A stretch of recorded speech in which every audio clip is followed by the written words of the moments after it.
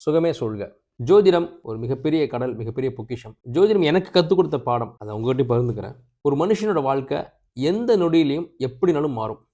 தாழ்ந்து இருக்கிறவன் உயர்வான், உயர்ந்திருக்கவன் தாழ்வான்.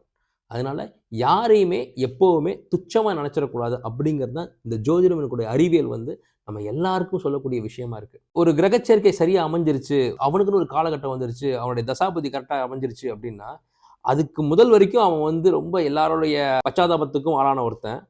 அடுத்தடுத்த நகர்வுகளில் அது ஒரு கேம் சேஞ்சர் தான். முக்கியமாக பார்த்தீங்கன்னா அவங்களோட ஆட்டத்தையே மாற்றிடும் ஒரு ஜாதகன்றது.